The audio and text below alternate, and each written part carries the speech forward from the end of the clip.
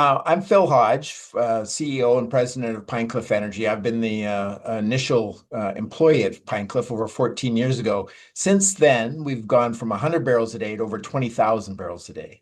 And so it's an interesting, over the last 14 years, we've been through a lot of cycles. What we're seeing now is quite exciting for us because we're seeing a real momentum around Western Canadian natural gas after having a bit of a lull for the last couple of years.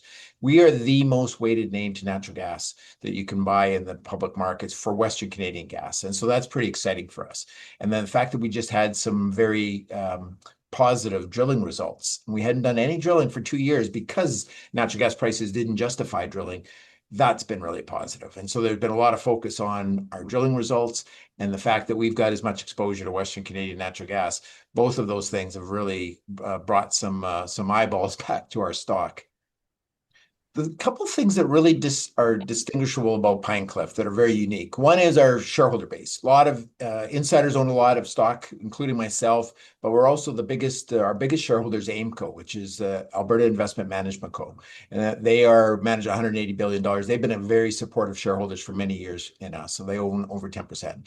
I think what really distinguishes PineCliff is we have the lowest production decline of any natural gas company in Canada in the public markets. So our decline rate for production is only 10%, whereas the average natural gas company is 32%. What that means is we don't have to spend as much money every year putting drill bits into the ground to replace our production. So we can give more back to shareholders. And I think the fact that we've paid over $100 million of dividends since 2022 really distinguishes us, because for a company of our size to pay we're about a $250 million market cap, to pay that much back in dividends really sets us apart. And I think now that we've got some really impactful inventory that can help build more free cash flow to support that dividend, that's getting a lot of attention.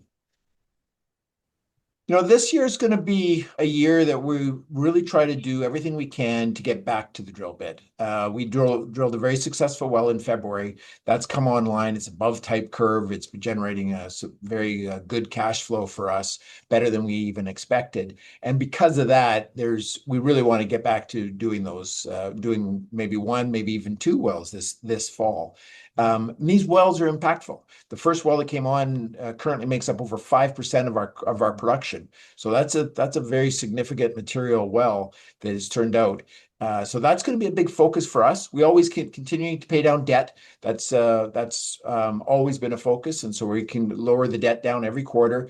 And at the same time, while all this is going on, keeping our dividend going. We pay a monthly dividend, which is very well appreciated by a lot of our investors. And so our goal is to hopefully continue to generate free cash flow to be able to move that dividend back up to a higher level.